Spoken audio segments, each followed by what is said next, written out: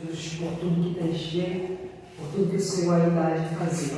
Te agradecemos, Senhor, pelo dia de hoje. Te agradecemos, Senhor, por termos a tua provisão. Te agradecemos, Senhor, por tudo, somente pelo simples fato, Senhor, de estarmos aqui. Eu quero te agradecer, Jesus. Te agradecer com todo o meu coração, te agradecemos com todo o nosso coração, porque nós aprendemos, Senhor, que a linguagem dos nobres do teu reino é a gratidão, e nós agradecemos a ti, Senhor. Nós queremos também pedir perdão pelos nossos pecados, pelas nossas falhas, pelas nossas transgressões, por tudo que fazemos, Senhor, ao decorrer do dia que não foi do agrado do teu Espírito. Nós te pedimos perdão, Senhor, e te pedimos que o Senhor venha nos purificar, porque a tua palavra garante, Senhor, que se confessarmos a ti as nossas culpas e pecados, o próprio Senhor é fiel e justo para nos purificar de toda injustiça. Por isso, Pai, te agradecemos e lhe pedimos perdão. Agora eu te peço, Senhor, encarecidamente, abra o nosso entendimento, Senhor, abra o intelecto, Pai, para que tudo que for falado, tudo que for explicado, venha ser aprendido, não apenas aprendido, Senhor, na parte teórica, mas que nós venhamos introduzir a prática, porque de nada serve, Senhor, apenas a teoria se não colocarmos em prática. Por isso te pedimos, Senhor, fica conosco, guarda os que estão aqui, os que estão a caminho não poderão estar, que o Senhor te abençoe de igual forma, é o que eu te peço e agradeço em nome de Jesus. Amém. Amém. Lá, lição 5, capítulo 5. Obrigado.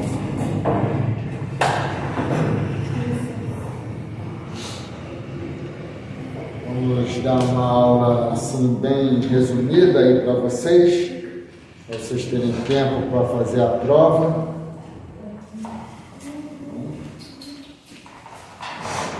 Qual é a página aí, irmãos?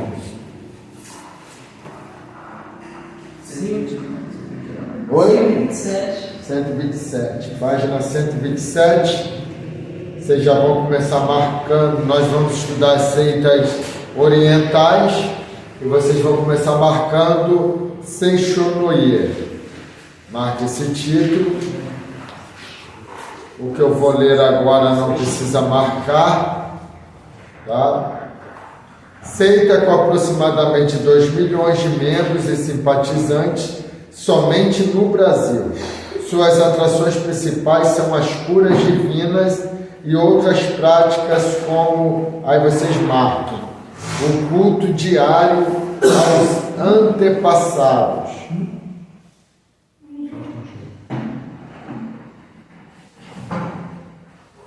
Tá? Aí vocês vão marcar Seishonoye e marcar isso também, o culto diário aos antepassados. É a mesma resposta.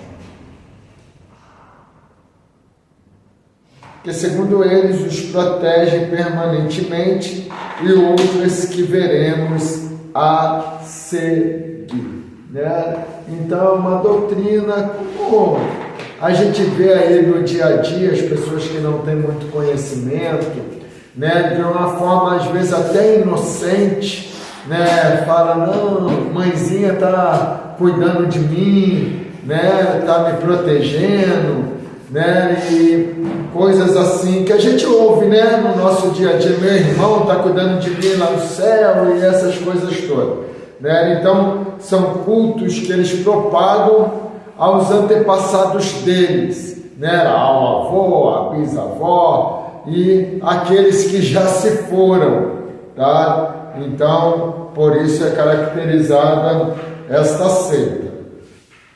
O fundador é Masaharu Taniguchi, nasceu no Japão em 22 de novembro de 1893 no município de Kobe.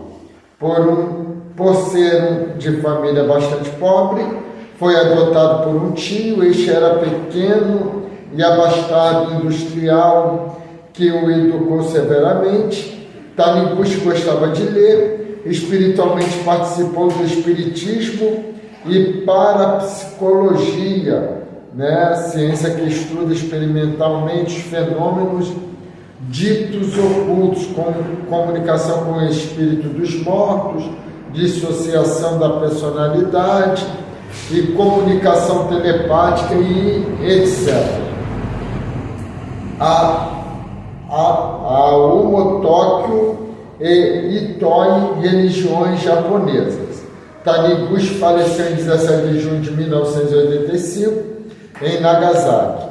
Aos 92 anos de idade, ele foi sucedido como Supremo Presidente da seita por seu genro Seisho Taniguchi. Tá? A origem foi fundada em 1º de março de 1930. O movimento tem como livro principal Semei no Jisso, que quer dizer Verdade da Vida, com mais de 40 volumes. O nome no português é Lá do Progresso Infinito ou Casa da Vida Longa. Então a literatura deles é esta aí, tá? Então vamos lá, doutrinas. Vocês vão marcar também agora.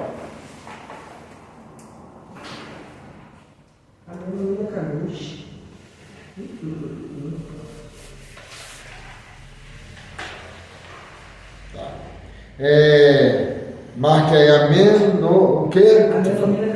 Isso aí. Também? Marque isso aí, o nome que ele falou, língua estranha ali. Esse nome estranho você viu. Aí marque também é o Deus absoluto. Aí o que eu vou ler agora não precisa marcar. Cristo, Buda e os deuses das demais religiões são, na realidade, manifestações de o que? Amenominakanushi. Isso aí. Aí vocês vão marcar agora, voltar a marcar. Todas as crenças levam a ele, né? Então, a doutrina deles é que o Deus deles é esse aí, né? É um Deus grande de nome, né? Tem um nome grande. Porque já são. E então que este Deus deles é o Deus absoluto e que todas as crenças, tanto em Cristo como em Buda, em Krishna e os demais deuses, né, vai levar exatamente a ele, tá? Então é como o dito das religiões hoje, que dizem que toda religião leva a Deus, né? Então por isso você vai ver no Espiritismo, como a gente já estudou, vai falar de Cristo, vai citar Cristo, né? E tudo mais. Aí, irmãos, da primeira questão que vocês marcaram, vocês vão fazer outra marcação aí, em pecado, mas não marque a palavra pecado não. Vamos marcar só, negam a existência do pecado. Ela pertence a essa resposta aí, Seishonoye, o culto diário aos antepassados, e negam a existência do pecado. Então a resposta fica assim dessa primeira aí, tá? Somente 3 pessoas podem ser consideradas purificadas para a ilusão do pecado. Eles entendem que o pecado é uma ilusão, tá?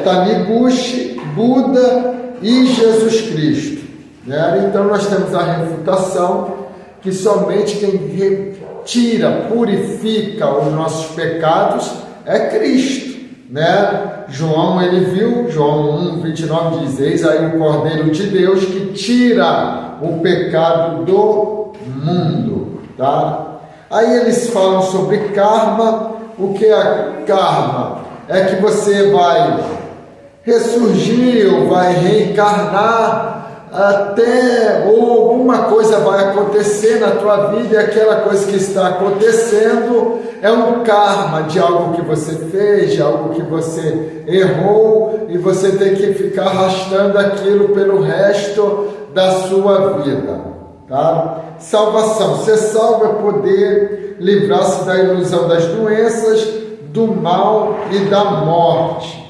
Cura divina através do pensamento positivo, uma vez que a doença é ilusória. Apenas lendo a revista Ascendedor, a pessoa pode ser curada, obter sucesso no casamento, ir bem na escola e conseguir respostas para seus problemas, tá? Então, é esse tipo de seita que é a Seishonoye. coração do homem, a causa de todos os males do mundo está no coração do homem. Afirmava que existe na pessoa um ego positivo e um negativo. Homem, sua natureza. Na criação do homem, Deus não usa barro nem madeira, não usa martelo, não usa pincel, não usa ferramenta alguma, cria unicamente com o Espírito, né? Então, na verdade, biblicamente, a gente entende que não é isso. Nós vamos ver, né, do verbo azar, que é fazer, né? Deus vai dizer, façamos o homem a nossa imagem e semelhança. Então está falando de algo que é feito, produzido com as próprias mãos, tá? Então o soprar do Espírito é sobre a matéria que já estava feita, tá bom?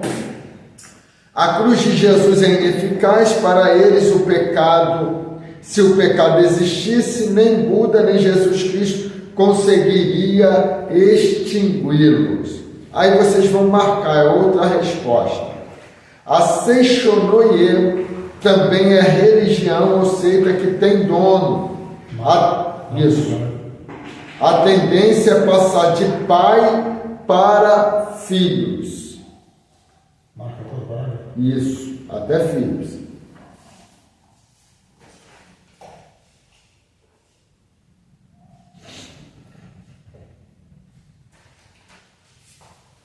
Então, é uma igreja que vai passando de pai para filhos, ou seja, ele pode ter um vice-presidente, ele pode ter alguém lá, né, mas quem vai assumir é o seu filho. Então, automaticamente, sempre o vice deve ser o herdeiro, né? Então, é assim, essa seita Seishonoye. Tipo a monarquia. Isso. Hare Krishna, nome pelo qual é conhecida a Sociedade Internacional para a Consciência de Krishna. ISKCON, International Society Krishna.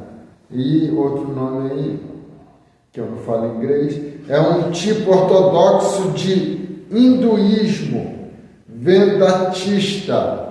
O que é os Vedatas? É aquele que ensina os Vedas, nome de cada um dos 4 antigos livros sagrados nos quais são baseados os preceitos do hinduísmo. Tá?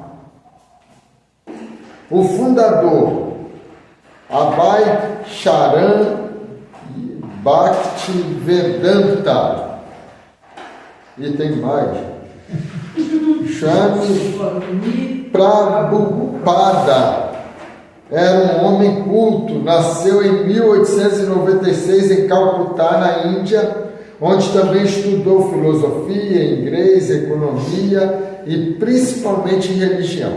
Formou-se na Universidade de Calcutá, aos 26 anos de idade, conheceu um guru chamado Saravasti, que passou a ser o seu guia espiritual. Ele solicitou que difundisse o conhecimento védico através da língua inglesa. Viveu como farmacêutico até o ano de 1959, ano que também deixou a mulher e 5 filhos para devotar-se de tempo integral e estudar com Siddhartha Goswami. Este encarregou Prabhupada de levar a mensagem de devoção a Krishna ao Ocidente. Veio pela primeira vez aos Estados Unidos em 1965 e em 1966 havia estabelecido o culto hindu de Krishna num pequeno aposento na cidade de Nova York, antes de morrer em 4 de novembro de 1977, indicou um corpo dirigente de 11 discípulos que continuaram sua missão. Né? Então vamos lá, a origem. Prabhupada iniciou o movimento a partir de uma interpretação moderna do Bhagavad Gita. É uma literatura devocional hindu, onde o principal orador é o Deus Krishna, que declara ser a encarnação do Deus Brahma. no início de sua pregação, publicou uma revista de volta ao Supremo, em 3 volumes de comentário do... Fala aí, gente. Do Irismati Bragavatan, né? Deve ser isso. Saem às ruas, mesmo doentes, para vender os livros sob o estímulo de que isso os vai fortalecer espiritualmente e que poderão ficar curados, tá? Pessoas que já participaram da comunidade Hare Krishna e conseguiram se libertar, contam que, embora preguem a pureza, nas comunidades o sexo é praticado constantemente sem que coisas como homossexualidade e prostituição sejam corretamente combatidas. As criancinhas da comunidade chegam a morrer por falta de cuidados, enquanto seus pais estão nas ruas agariando dinheiro que irão fortalecer os cofres da organização. Tácito, da G.L. Filho, no seu livro Evangelismo, Missão de Todos Nós, escreve: uma vez que aderem à seita, é feita uma lavagem cerebral nos adeptos, que começa com a repetição obsessiva do mantra Hare Krishna, né? No primeiro estágio, eles pregam a salvação, que é obtida pela repetição do nome do seu Deus pelo menos 1728 vezes, né, por dia, onde que eles vão falando Hare, Hare, Hare Krishna, Hare, Hare, né, e vai, né, fazendo essa repetição aí constante. Os adeptos, lá embaixo no outro, os adeptos vão se tornando escravos dos mestres, sem perceber que estão sendo explorados, sem consequência de rezas do cheiro do incenso, dos cânticos, das aulas, das ferozes pregações ameaçadoras, da alimentação insuficiente, uma refeição por dia, um copo de leite ao se deitar, que prejudica a estrutura orgânica. Esta é a história de mais de 5.000 adeptos espalhados em mais de 30 países, que são instrumentos de Satanás para conduzir almas à perdição eterna. Características: os homens rapam a cabeça, deixando apenas um topete no alto, e carregam um rosário de 108 contas, geralmente numa bolsa a tiracolo. Um mantra é cantado 16 vezes para cada conta diariamente. Okay? Geralmente a cor do vestido é alaranjada para as mulheres, pintam o corpo e o rosto para a santificação e proteção do tilaka. Uma pasta com água, um barro especial obtido na Índia, é aplicado cada manhã depois de um banho frio em 13 diferentes partes do corpo, enquanto repetem os 13 diferentes nomes de Krishna. Regras básicas de conduta. Há 4 regras que todos os novos membros devem obedecer: não comer peixe, carne e ovos, não se intoxicar com drogas, bebidas ou fumo, não praticar jogos de azar, não praticar sexo, exceto no casamento. Finalidade: procriação. Tá? A sociedade se divide em trabalhadores, fazem um esforço braçal, limpeza do templo, confecção de grinaldas e flores para os ídolos da divindade. Comerciante, vai às ruas pregar e difundir o movimento, na realidade obter dinheiro com a colocação de incenso e livros em ônibus, ruas, escritórios e gabinetes.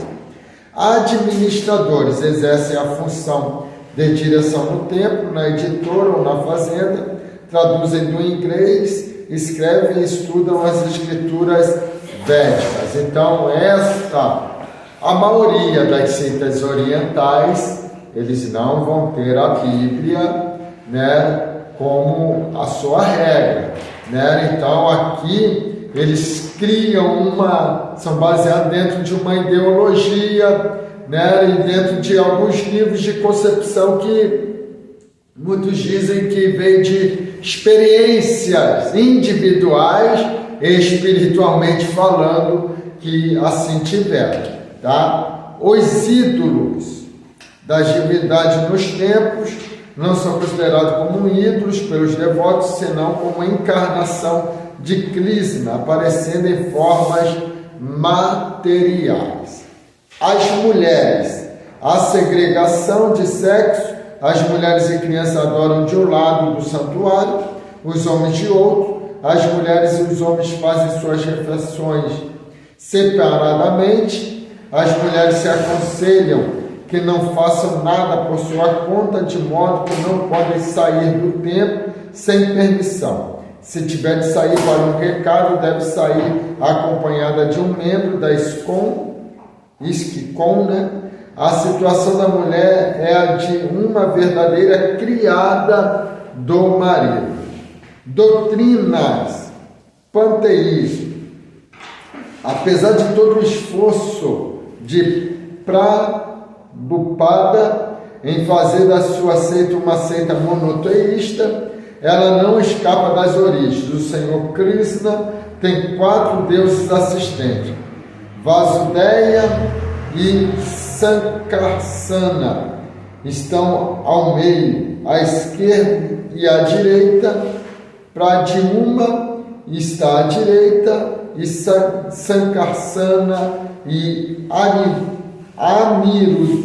Aniruddha está à esquerda de Vasudeya, né? Então, são deuses, não são monoteístas, são panteístas, né? Ou seja, o que é panteísta?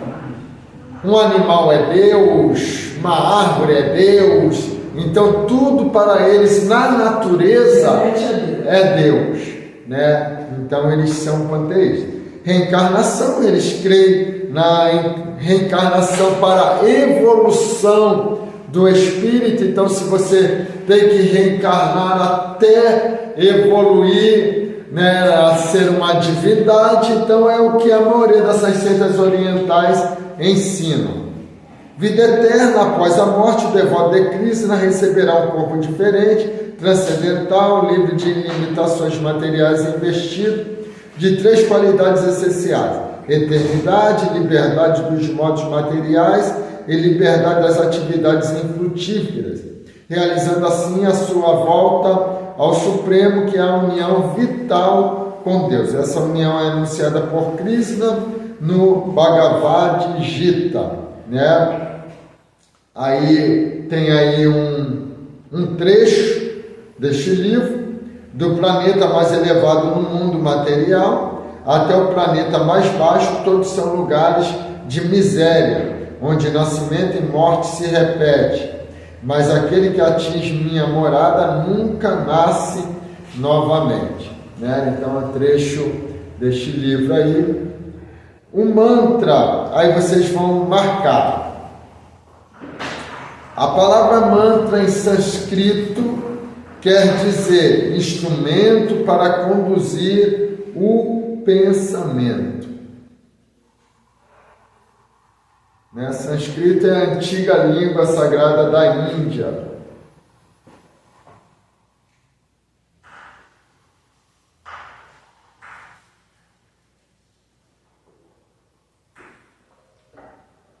Tem marcado aí? Vamos aí no 5. Vocês vão marcar também a outra resposta. Marque o título Bhagavad Gita. Aí marque o que está embaixo. É a sua principal literatura.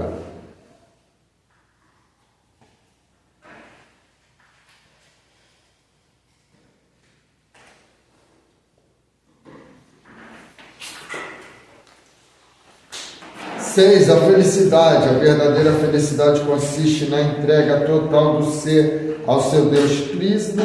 O grau de felicidade é medido pelos laços que unem um adepto ao mundo material. A felicidade plena se cumprirá na associação eterna do Senhor, na volta ao Supremo. A evangelização.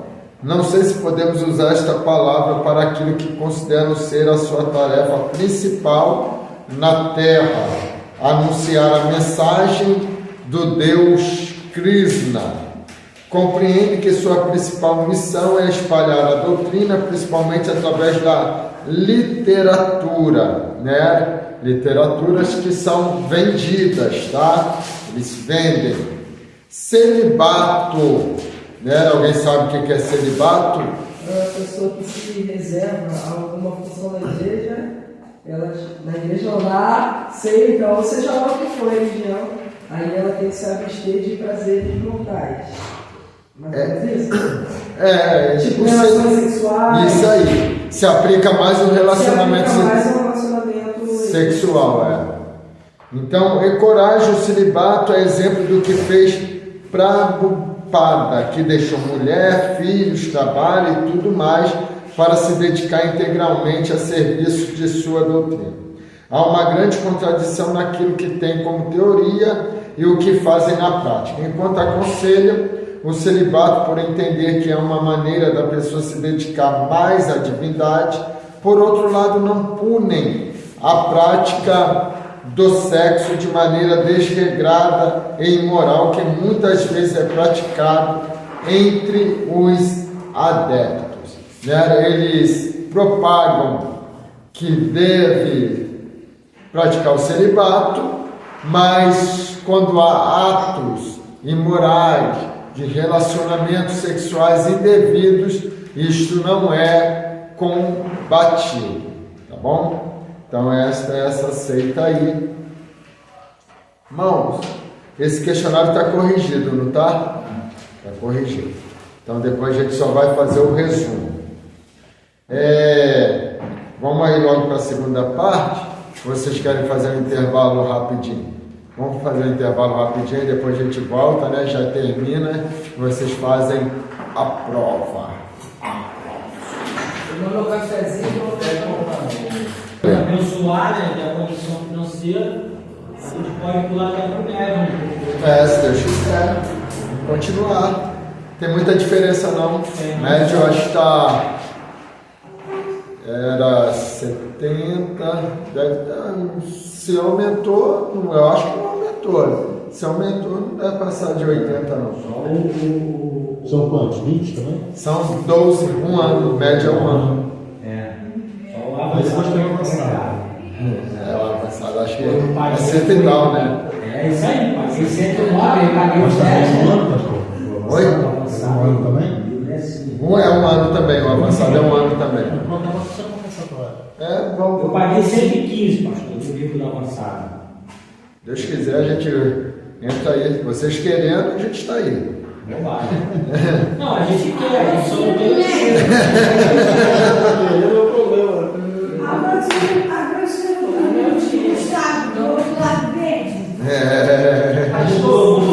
Pastor, uma pergunta para fazer. Sim. Ela não tem nada a ver com o conteúdo que ele está estudando, mas eu estava estudando em casa esse dia. Deixa eu pausar aqui. Então vamos lá, gente. Vamos estudar uma religião que de repente vocês nunca ouviram. Baísmo. Não tem nada a ver com Bahia não, tá? Vamos lá. O baísmo é uma religião de origem pércio-maometana, fundada em Acre, na Palestina, por um nobre exilado persa conhecido pelo nome de Bahá'u'lláh, Glória de Deus com D minúsculo. Nascido em 1817, o baísmo crê que o último verdadeiro sucessor de Maomé, que desapareceu no século X, nunca morreu. Continua vivo numa misteriosa cidade, rodeado por um grupo de fiéis discípulos e que no final dos tempos aparecerá e encherá a terra de justiça depois de ter sido cheia de iniquidade. Este sucessor oculto revela-se de tempos em tempos através daquele a quem esclarece sua vontade e que são conhecidos como Babis, ou portas, isto é, são portas através das quais se renova a comunicação entre o escondido e seus fiéis seguidores. Baalem o caos das seitas, uma literatura. Crenças do baísmo.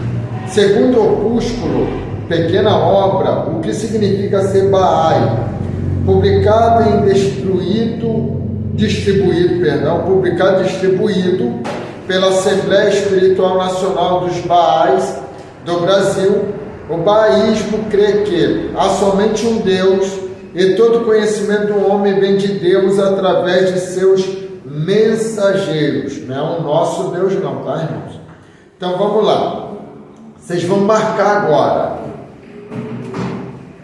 Creio que um novo mensageiro aparece no mundo a cada milênio aproximadamente. Assim.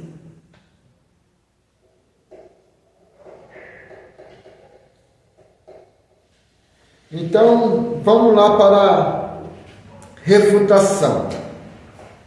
Isso vai dizer a próxima mensagem. Se analisarmos a doutrina Bahá'í à luz da Bíblia, veremos de concluir que, quanto à crença em Deus, o bahá'ísmo é nitidamente panteísta, isto é, furta a atenção e a crença de seus adeptos do Deus homem para o homem-Deus. Isto é provado pela revista oficial desta seita na América do Norte, de fevereiro de 1914, onde foi escrito: além deste homem Baá, não existe outro ponto de concentração, ele é Deus. O bahá'ísmo tem muito em comum com o teosofismo, né? O que é o teosofismo? É doutrina de várias seitas que pretendem achar-se iluminadas pela divindade e intimamente ligadas com ela, né? Então, o bahá'ísmo tem muito em comum com isso, o espiritismo e a maçonaria. Proclama a visão das religiões, a perfeição do homem independente de Cristo e sustenta um ensino sincretista, né? Uma unificação de ideias, de religiões e tudo mais. O ensino de que um novo mensageiro de Deus aparece no mundo a cada milênio não tem apoio nas Escrituras. Já faz 2000 anos que Cristo, o mensageiro prometido do Antigo Testamento, veio e, após ressuscitar dos mortos, passou a seus seguidores a responsabilidade de encher o mundo das boas novas do Evangelho. Não obstante, né, haja aqueles a quem Deus favorece de chamada especial para pregar o Evangelho. Todos os crentes são chamados para testemunharem do Evangelho de Cristo. Tá? Então, um novo mensageiro tem a sua refutação nisso, porque essa incumbência foi dada a todos nós. Então, sempre no nosso meio vai surgir um novo mensageiro do Evangelho de Cristo, né? Então, essa teoria deles, que sempre aparecerá de milênio em milênio, um mensageiro com as boas novas do Deus dele, né? Era uma teoria que é refutada pela Bíblia, tá? Porque já tem 2000 anos que Cristo ressuscitou, né? E não se propôs outro mensageiro do Evangelho do nosso Deus, do nosso Cristo, tá? Aí vamos lá. Cristo destinou o Espírito Santo, Moisés anunciou a vinda de Cristo como um profeta semelhante a ele, porém Cristo não anunciou a vinda de nenhum mensageiro humano, mas anunciou a vinda do Espírito Santo, né? A única anúncio de um mensageiro que virá é o anticristo, né? Então esse a gente vai ver, Paulo vai falar sobre ele, né? As cartas no Novo Testamento vai falar sobre o anticristo, né? Mas fora isso, o único mensageiro que Cristo anunciou, deixou anunciado, é aquele que habita em nós, o Espírito Santo de Deus, que nos impulsiona a pregar o Evangelho, tá? Então, uma coisa que a gente também precisa despertar, né? Que o propósito principal do Espírito Santo na nossa vida é para a pregação do Evangelho do nosso Senhor Jesus Cristo, né? O poder do Espírito Santo sobre nós não é para o nosso ego, não é para a nossa vaidade, não, né? O poder principal, Jesus ele disse: recebereis poder e ser-me-eis testemunhas em Jerusalém, na Judéia, Samaria e até aos confins da terra, né? Então somos mensageiros de Cristo através do poder do Espírito Santo de Deus. Amém? Vamos lá. Igreja Messiânica Mundial agora. É a mundial do Poder de Deus. do poder de Deus não, tá, irmãos? É uma seita oriental também. O vocábulo Messias na Bíblia significa ungido, originário de Isaías, chamado de o profeta messiânico, evangelho do Antigo Testamento, e até pelas inúmeras profecias acerca do Messias existentes no livro de Isaías. Israel esperava o Messias, aquele que os libertaria do jugo dos romanos. Igreja Messiânica Mundial é a adaptação do vocábulo Sekai, que usei, Kyo, e significa religião para a salvação do mundo. Foi fundada em 1935 e reconhecida oficialmente pelo governo japonês em agosto de 1947.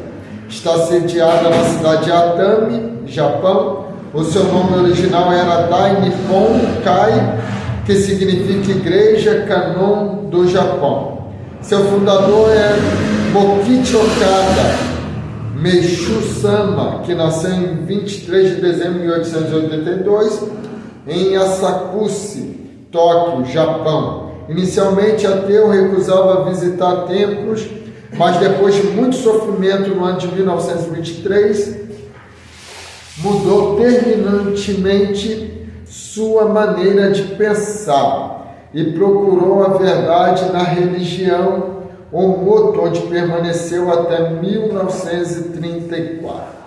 Em 1936, Mokichi Okada diz ter recebido revelações de Deus e narrou os seguintes fatos. Por volta das 24 horas, num dia do mês de dezembro de 1936, ocorreu-se uma sensação muito estranha na mente,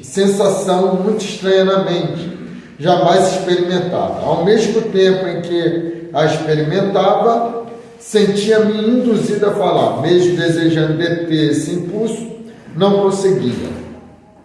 Uma insopitável força me compelia de dentro para fora. Não podendo resistir a ele, deixei-me expressar-se livremente. As primeiras palavras foram: prepare papel e tinta. Pedi a minha esposa que assim procedesse. Depois disso, as palavras brotavam ininterrupta e compassadamente sobre fatos surpreendentes. Primeiramente, relatos que podiam ser chamados de história do tempo primitivo no Japão. Era o registro da formação do Japão 500.000 anos antes, né? Mokichi recebeu revelações de profundo interesse sobre a história da humanidade de até 7.000 anos antes, tais como a vida dessa época e a grande metamorfose da estrutura da crosta terrestre. Relata que o período dessa revelação durou cerca de 3 meses, chegando a narração da mesma a preencher 300 e 400 folhas de papel cada. Mokichi Okada morreu em fevereiro de 1955. Sua esposa Yoshi Okada Nidai-sama o sucedeu. Ela, a segunda líder mundial, exerceu a direção da Igreja Messiânica de março de 1955 até 24 de janeiro de 1962, quando faleceu. Sua atividade mais importante foi a construção do altar do Supremo Deus, o eixo fundamental da obra divina, inaugurado em 1961. E Otsuki Okada é a terceira líder da Igreja Messiânica e sua atual suprema autoridade espiritual. É considerada a papisa da Igreja. No Brasil, iniciou em junho de 1955, mas suas atividades desenvolveram favoravelmente em julho de 1965, quando foi fundada oficialmente a Igreja Messiânica Mundial no Brasil, com sede na cidade de São Paulo. Tá? Então, esse aqui é os relatos de origem desta igreja, a fonte de autoridade. Os escritos de Meishu Sama são os mais importantes para a Igreja Messiânica Mundial, tá? Os ensinamentos básicos da IMM são as revelações que Meishu Sama recebeu de Deus. Os adeptos devem ler os escritos de Meishu Sama o máximo possível. Quanto mais o fizerem, mais aprofundarão sua fé e elevarão seu espírito. A Bíblia para a Igreja Messiânica Mundial. A Bíblia é citada esporadicamente, quando isso serve para confirmar os ensinos de Meishu Sama. Né? Então, eles só usam a Bíblia a seu bel prazer, né? Quando lhe convém, para afirmar alguma coisa que eles ensinam. Então, nós vamos aqui, declarações de Mokichi Okada. Eu sou um homem que salva o próximo, dessa forma ele outorga a todas as pessoas eterna força absoluta, igual à força divina. Mokichi é a fonte principal para a salvação, estando em total comunhão com Deus, e todos os milagres são manifestados por Deus, e Meishu Sama, o qual também prosseguiu sua obra divina depois de sua ascensão. Não sou humano sendo humano, não sou Deus sendo Deus. Pode-se até orar a Meishu Sama. Né? Então, é uma seita que surgiu aonde, né, se fez o homem se tornar divino. O fundador dessa seita é aquele que é hoje reverenciado, é esse que é hoje adorado, é o fundador dessa seita, é tido como Deus dessa seita. Fala. Quando a primeira parte aqui de cima aqui, que a Bíblia é citada, né, esporadicamente, para afirmar que eles usavam, né, só abriam a Bíblia para falar aquilo que ouvia para eles. Isso aí. No dia de hoje, né, quando eu uso a palavra, como eu já fiz diversas vezes, para poder argumentar alguma coisa ao meu favor, isso acaba sendo um pecado. Né? Dependendo do ponto de vista, eu estou errado, mas aí eu pego por conveniência, por diversas vezes, num diálogo com a minha esposa, ela, não, mas a Bíblia é assim, tudo a gente tem um pouco de mulher tem que ficar calada. Não, mas assim, você se justifica através da palavra, correto? Isso acaba sendo um pecado. E qual é o nome desse pecado? O senhor sabe me informar? O pecado, acho que tem vários nomes, né? Assim, nessa classe aí, assim, eu não sei assim, dizer exatamente o que seria, né? Específico. Mas é um pecado, porque a gente está usando a palavra para favor do eu e isso nosso. Eu estou falando que eu já fiz diversas vezes isso e achava isso normal. Entendi. Mas não é o correto. Não é o correto. Se eu tivesse naquela época uma espada ninja, iria ficar sem cabeça. Não, porque às vezes a gente faz isso, pastor. Sei. Então, assim, eu não tenho, eu estou numa aula, estou aqui aprendendo, eu não tenho vergonha de dizer. Isso não é discussão, eu não tenho vergonha de dizer o que eu já cometi de erro, não, isso não, porque eu não tenho esse problema, entendeu? A gente está, dentro do Evangelho, a gente está para aprender. É verdade. Se você não tem a capacidade de reconhecer, então Verdade. está fora. É isso mesmo. Mas beleza, tranquilo, já entendi. Então vamos lá. Quem se declara ser Mokichi Okada, Meishu Sama, ele se declara ser Salvador, fonte principal de salvação. Né? Vocês mandam aqui o quê? Ela é de fora. É japonês? Japonês. Tudo seitas orientais, tudo que vem lá do Oriente mesmo. Coreia, Japão. Mas lá também Oi? lá é aceito o evangelho verdadeiro, não? Ah, não. Lá no Japão, não. Coreia, não.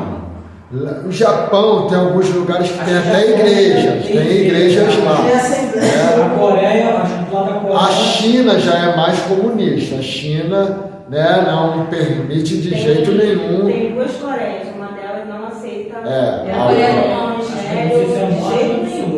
A do sul que tem, que Gabriela gosta. É, do norte que não tem É, Aham. não pode, não pode não, cara. Elas têm Bíblia, pode ter Vamos lá, pastor, pegar lá. Se você for comigo, Pega o barulho dela. Vai comigo, se você não for comigo. Não, mas pastor, vai. é uma questão interessante daí. Isso tem propósito pela vida de Jesus. Porque lá a palavra até as pessoas escutam, mas ainda não ficou ainda, estabilizou o evangelho ainda.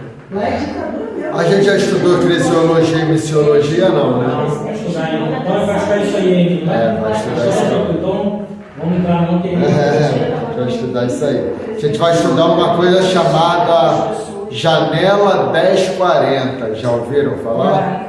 Então a gente vai estudar muito sobre isso aí.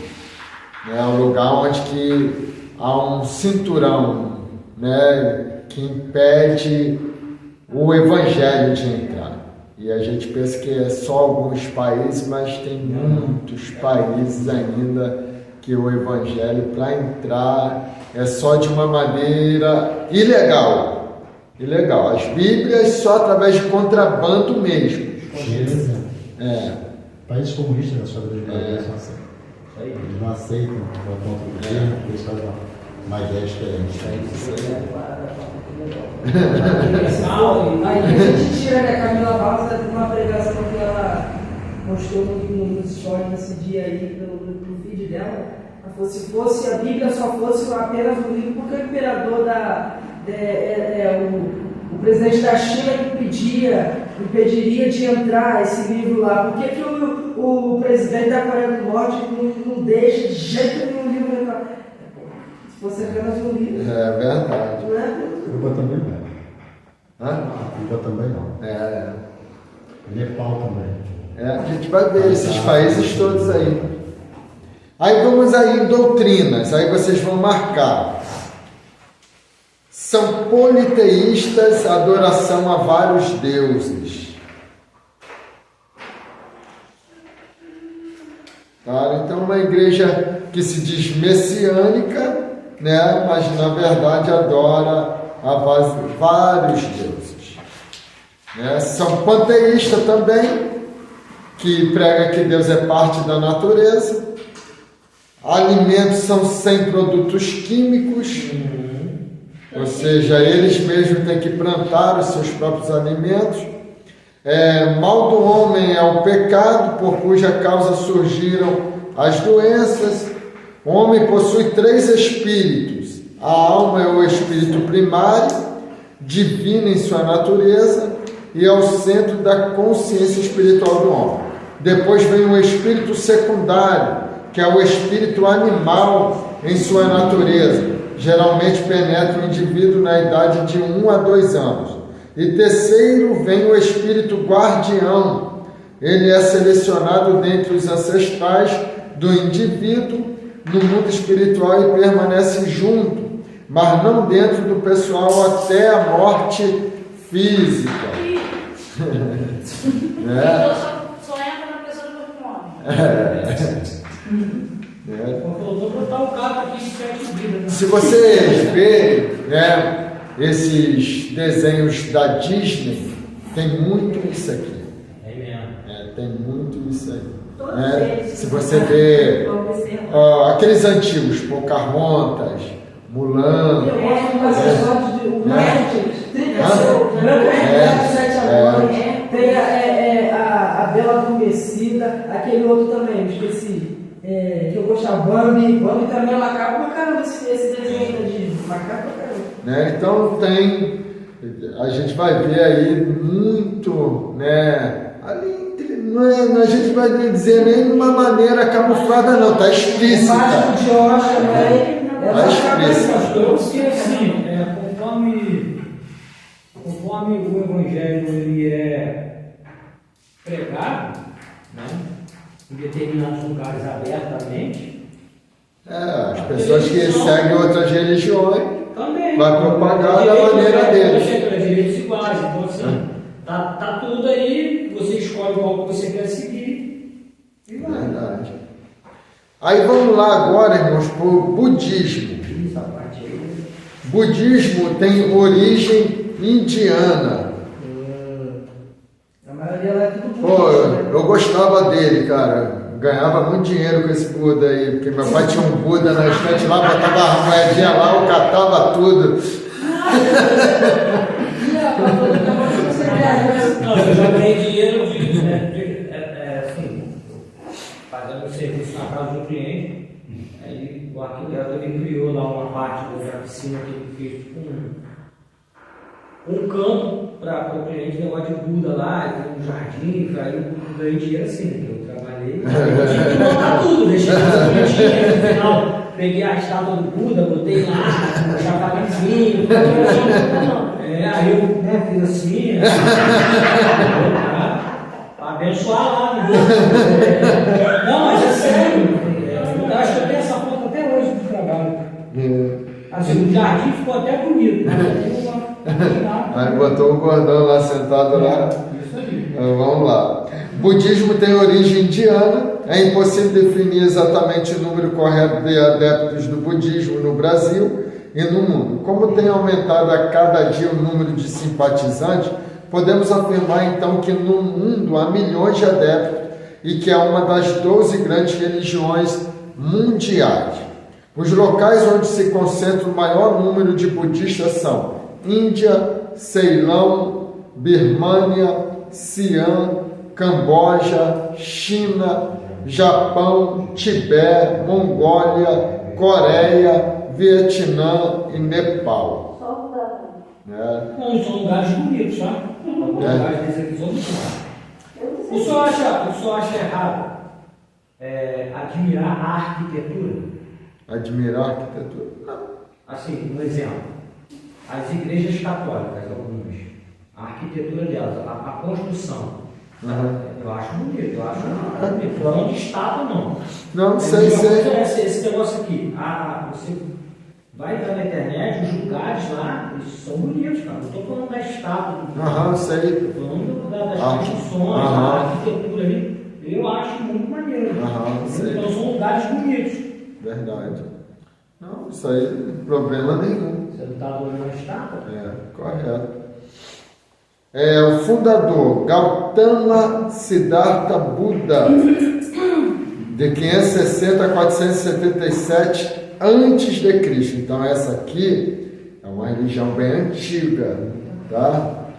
Considerado como fundador da fé budista, nasceu na pequena vila de Kapilavastu, à beira da fronteira com Nepal, na Índia, nas vertentes das cadeias do Himalaia. Filho de um rei do clã Shakya, sua infância foi recheada com riquezas e belezas. Chegou aos 19 anos, casou-se com uma bonita princesa da mesma classe social.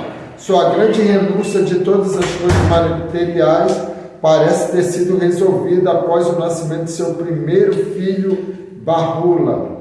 Foi quando passeava ao redor de um de seus suntuosos palácios que encontrou com 4 homens, um velho e pobre, o segundo doente, o terceiro caído e morto, e o quarto um frei pedindo esmolas.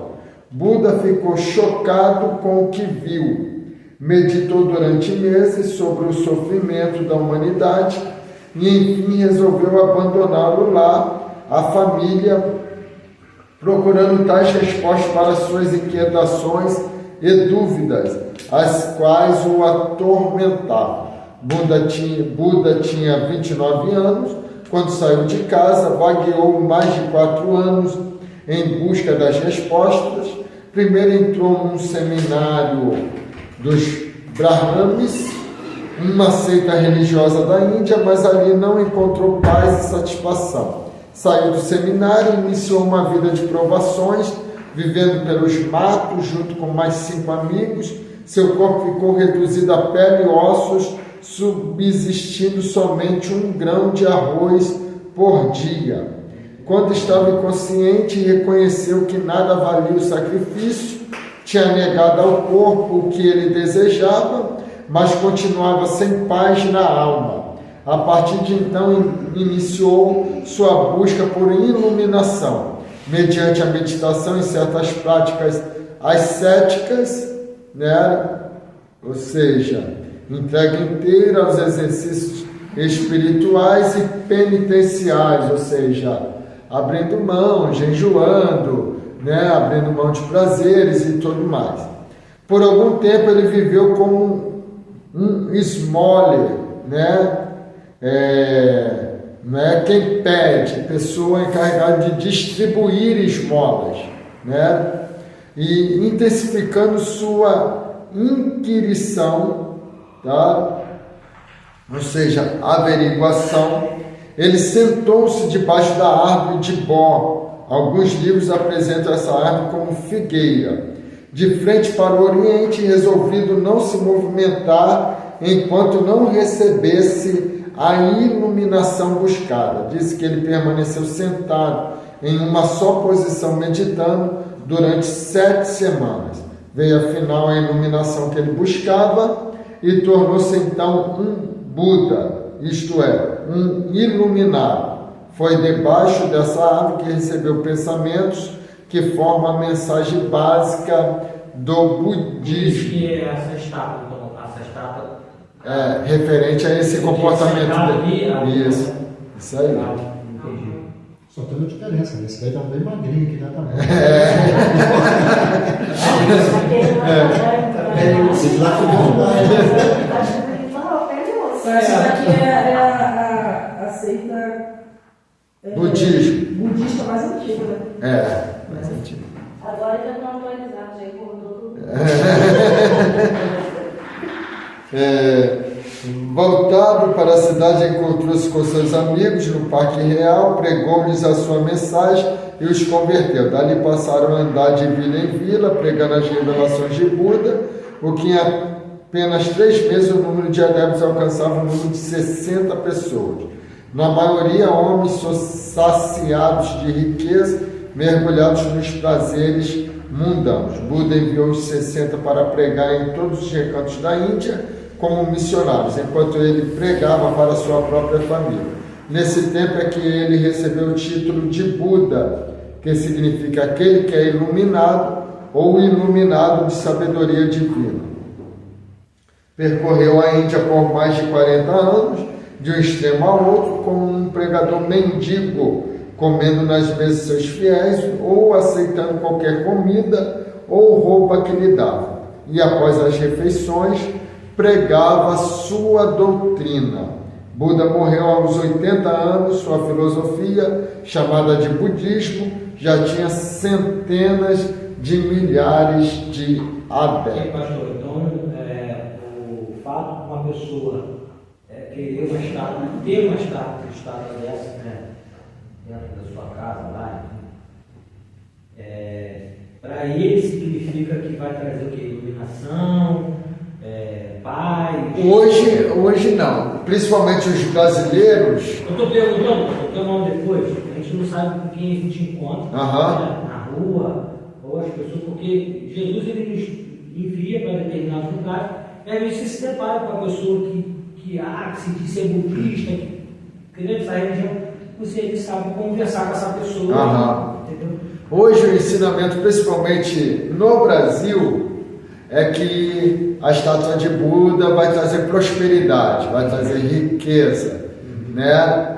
E a gente sabe que, para nós, prosperidade não está ligada exatamente à riqueza, né? Prosperidade para nós está ligada à paz, à tranquilidade, né? A ser bem-sucedido no que faz.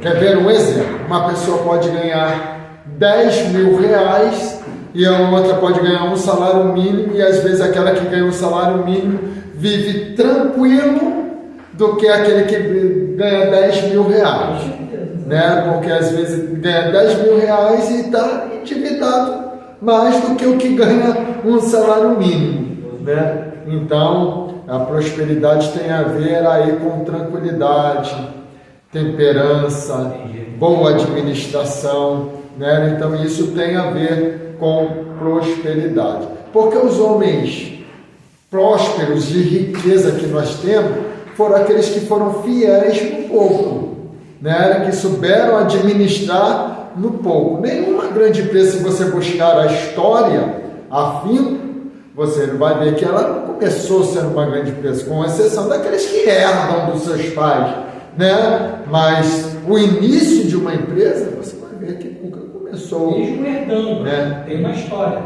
Tem uma história. Né? Mesmo herdando. O herdeiro,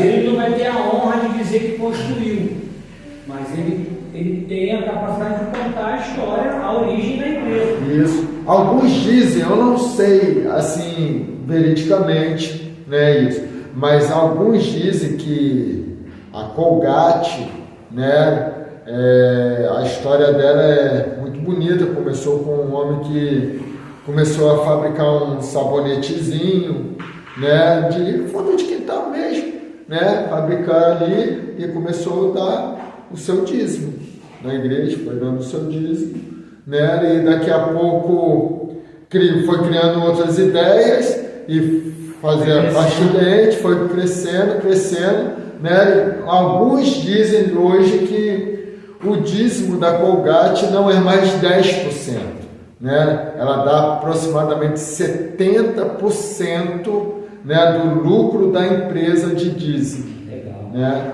Então, são histórias, né, de pessoas que se sentem prósperas, né? Então, prosperidade tem a ver exatamente com isso, tá? Não é ligada exatamente à riqueza, que a gente sabe, né? Tem muito milionário aí tirando a sua própria vida, né? Se suicidando, se matando, né? Tem dinheiro e não tem paz. Tem dinheiro e o lar, né, é uma desordem só, não tem tranquilidade, não tem nada. Então vamos lá. A história do budismo iniciou-se no século VI a.C., surgiu nas províncias orientais, tornou religião oficial na Índia no século III a.C., mas finalmente desapareceu da cena indiana. Em seguida, tornou-se religião dominante na China e em outras nações do Extremo Oriente. Na China, provavelmente teve seu início antes da era cristã, porém a data tradicional é 67 depois de Cristo. O budismo na China tem sofrido muito por causa do comunismo. No Japão apareceu por volta de 573 depois de Cristo. Aí agora vocês vão marcar. Atualmente o Japão é o grande centro do budismo, onde há mais de 7.000 templos, além de muitas escolas budistas. Ok? Isso aí. O livro guia a 3 pitacas, 3 cestas, escrita na língua pali, representa 11 vezes o tamanho da nossa Bíblia. Contém 29 subdivisões e ocupa 10.000 páginas. Segundo os budistas, esse livro contém todas as revelações de Buda recebidas debaixo da figueira, aquela árvore que eles chamam de árvore boa, e todos os seus santos ensinamentos. Doutrinas firmadas por Buda. Para Buda, o ponto central para a questão da salvação é a iluminação, é a presença do sofrimento, da miséria e da dor. Se alguém tiver de experimentar a iluminação, terá de descobrir como eliminar o sofrimento. O homem deve evitar o luxo e usar a sua vida para o benefício do próximo. O Nirvana, todo budista busca alcançar o Nirvana, né? O que é isso? Segundo algumas religiões indianas, condição duradoura de perfeita satisfação, plenitude, felicidade, saber, objetivo máximo do indivíduo religioso conseguido a partir de meditação e disciplina. Isso que é o Nirvana, né? É o êxtase deles, né? Que é um ponto inexplicável, até mesmo por eles. Seria um ponto superior de concretização de profundo conhecimento empregado ao próximo. Buda nunca forneceu uma resposta acerca da existência ou não da vida após a morte, pois ele não se atinha às especulações nesse nível. Buda deixou muito vago a resposta acerca da existência ou não de Deus. Porém, uma corrente budista nega a existência de um Deus pessoal. Tá? Então, quem eles adoram então? Eles adoram o criador da seita, o próprio Buda. Tá? Então, os budistas adoram a Buda, que era um homem, né, e que escreveu... Não acredita em Deus. Acredita no Buda lá que estava embaixo da figueira. Isso aí, isso mesmo. Eles acreditam muito em energia, né? Mas o Buda ressuscitou, não. Hã? Não. Então vamos lá. Vocês vão marcar agora. Existe no budismo culto às imagens. Aí o de baixo não marque, não é permitido matar animais de qualquer espécie. Aí marca o próximo. É pecado comer carne de qualquer espécie. Não come carne, não? Só isso. Então eu não sigo para ser budista, não. Tá? Então eu estou ganhando nessa aí. Existe um lugar chamado Terra Pura, entre a vida e o Nirvana. É para matar também? Não, só existe no budismo culto às imagens e é pecado comer carne de qualquer espécie, só isso que marca. Budismo e seus 4 pontos principais. A vida é o sofrimento, a causa do sofrimento é o desejo, domínio de si mesmo liberta o homem da dor, as maneiras de livrar-se do sofrimento são achadas no caminho de 8 passos ou atos. Os 8 passos: compreender as coisas direitas com a vista pura, desejar só as coisas boas e direitas, falar somente coisas direitas, manter a conduta direita, procurar os serviços direitos e trabalhos honestos, fazer esforços direitos, agir com justiça e tolerância, meditar sobre coisas direitas. 3 passos na evolução da encarnação do budismo. Karma consiste da teoria da transmigração, quer dizer, quando a pessoa morre, o espírito entra no outro corpo. Assim, a primeira continua a viver, evoluindo para sempre, até chegar à perfeição. O budismo é baseado na doutrina da reencarnação. A maioria dessas seitas orientais, elas vão propagar a reencarnação. Impermanência.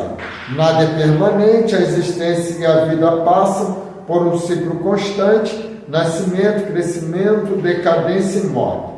Somente existe a dor e a miséria. A pessoa que comete o mal não tem existência real, somente os atos que ele comete existem.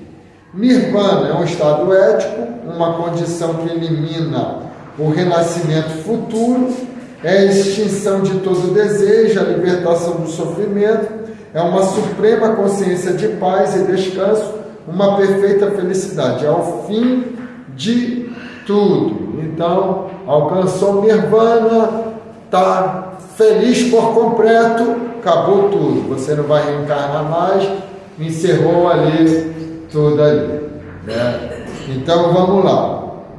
Vocês vão marcar agora para a gente concluir. No Ceilão, um dos grandes centros budistas, existe uma vara original da árvore Bo, uma cravícula e um dos dentes de Buda. Marca aí, até Buda. Qual é o seu ponto de vista? De quê? Acerca dos 8 passos. Os outros passos? É. Não estou falando de imagem, de adorar imagem, Não, não. não. Moralmente falando. Bom, assim, um exemplo. A gente está pegando. Porque eu exemplo para você ser um peixão fazer Você está pegando, você está dentro de uma mensagem de um culto, e ali é um culto que está trazendo uma palavra libertadora, aí você traz um exemplo, né? Assim, um exemplo desse aqui. Irmãos, o budista tem uns 8 passos lá, eles fazem assim, assim, assim, e muitas das vezes o filho da luz, porque a Bíblia vai dizer que os filhos das trevas mais potentes. Então, assim, eu olho assim, eu estou falando desse. O ensinamento moral correto. Esses 8 passos, só. Não, o ensinamento moral. O ensinamento moral. Eu não sei o que eles estão lendo, cara. Os caras estão assim, nessa parte aqui, os caras estão legal, né? Tem que andar direito em tudo aqui. Então, assim, você obedece assim, até essas seitas, né, algumas, né? Fazem, às vezes, melhor do que a gente que está na luz e conhece a palavra. Isso aí. Quando eu estava lendo isso aí, o Espírito Santo me deu essa palavra, né? Eu falei, rapaz, meu Deus do céu. Verdade. Então, irmãos, aí marcaram, né? Então, isso aqui, irmãos, é um livro que vai ser muito importante para todos vocês. Aqui na aula, né, o que a gente estava conversando, eu e o irmão Anderson, quando vocês concluíram o curso, o livro está aí, é com vocês. Leem de novo, estudem com calma, né? Meditem, vai ser um material de pesquisa de vocês, né?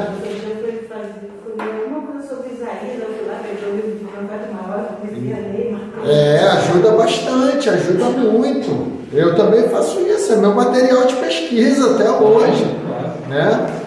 Então vamos lá, irmãos, revisar os questionários. Manda eu,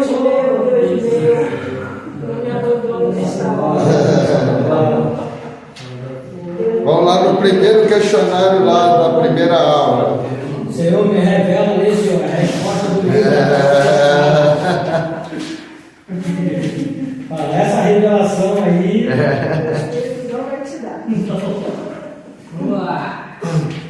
Então vamos lá. Questão de número 1. Qual é a página, irmão? 30. Página 30. Questão de número 1. É um conjunto de práticas e princípios que regem as relações entre o homem e a divindade. Qual é? Ser religião. Vamos para o próximo questionário. Página 42. Questão de número 8. É da prova? Só os da prova. Corrigir só os da prova. É uma filosofia criada dentro do protestantismo que afirma, dentre outras coisas, a salvação de todos. Unitarismo, correto. Agora, de número 10.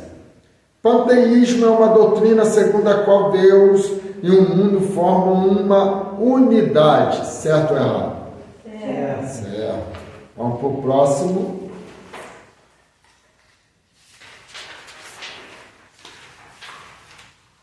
Página 58. Questão de número 2. Batismo, crisma, comunhão, confissão, extremoção, ordem e matrimônio são Patrulhamento da Igreja Católica do Mundo. Isso aí, letra C. 5. G12 é um movimento neopentecostal que tem como uma das práticas a regressão psicológica. Certo ou errado? Certo. Vamos para o próximo. 70 aí? 70. Página 70, questão de número 8. Para as testemunhas de Jeová. Letra C. O sacrifício de Cristo não nos proporciona salvação, ela vem pelas obras. Né? Então, por isso, para os testemunhos de Jeová. Vamos para o próximo questionário. 86. Questão de número 3. Quanto à Igreja da Unificação. Letra C. Letra C. Ensina que o Pai é Deus e a Mãe é o Espírito Santo. Vamos lá. Questão de número 4. Os mormons pregam um Jesus polígamo, casado com Marta e Maria, irmãs de Lázaro. Certo ou errado? Vamos para o próximo. 98. Assim também Não, só a 4. Agora, página 98. Questão de número 6. Quanto à congregação cristã no Brasil. Letra C de dado. Letra C. Ensino que a oração somente é válida se realizada de joelho. Vamos para o próximo. Quem não tem joelho, hein? Aí não. Então vamos lá, página 112. Questão de número 3. É a magia negra, tem como Deus Exu, Lucifer, Beelzebul e o próprio Satanás. Qual é? B de bola, Quimbanda. 5. A Legião da Boa Vontade aceita a personalidade do Espírito Santo e a humanidade de Cristo. Certo ou errado? Não me pergunta por que não. Faz essa pergunta por que não. Que ela não aceita, tá? A personalidade do Espírito Santo e a humanidade de Cristo. Vamos lá para o próximo.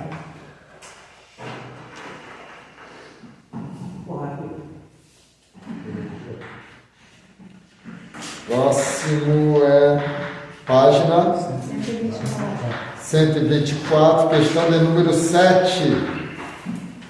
Quanto à iniciação maçônica, o candidato em linguagem maçônica é denominado de profano. Isso.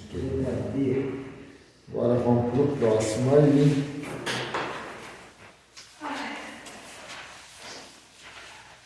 Página 138. 138, questão de número 3. Quanto à seita Hare Krishna, é errado dizer que letra A, o Alcorão é a sua principal literatura, porque não é o Alcorão, é o Amenorina Kanush. quem? Amenorina Kanush. Deixa. Não é o. Bhagavad. Não é o. É outro nome, é esse aí. O Bhagavad Gita. Isso. Essa principal literatura. 5, a questão de número 5. A Seishonoye é uma seita que não possui um dono e não é hereditária, certo ou errado? Errado. Ela possui dono e é hereditária. Vamos para o próximo e o último. 150, questão de número 7. Quanto às doutrinas da Igreja Messiânica Mundial, é incorreto dizer que são monoteístas, adoram a um Deus, letra B. B de bola, é incorreto porque eles são politeístas. Ok? Então se coloque de pé rapidinho para vocês não esquecerem nada. Vamos orar, agradecer ao Senhor. Vai orar para trazer a memória. Amém. Então vou pedir agora que a missionária Denise faça a oração. O pastor Rafael pede aí a bênção apostólica para nós. Senhor Deus, te agradecemos, ó Pai, por mais um Muito dia, obrigado. por estarmos na tua casa. Meu Deus, por teus ensinamentos, Senhor da glória. Que possamos, ó Deus, em nome de Jesus, Pai amado, a cada dia, meu Deus, aprender mais de ti. Meu Senhor, continua usando o teu servo, o pastor Gustavo, meu Deus, para nos ajudar, nos orientar, Senhor amado, através da tua santa palavra, Deus poderoso, tome com as mãos as nossas vidas. Meu Pai, esta prova, meu Deus, em nome de Jesus, ajuda-nos, Senhor.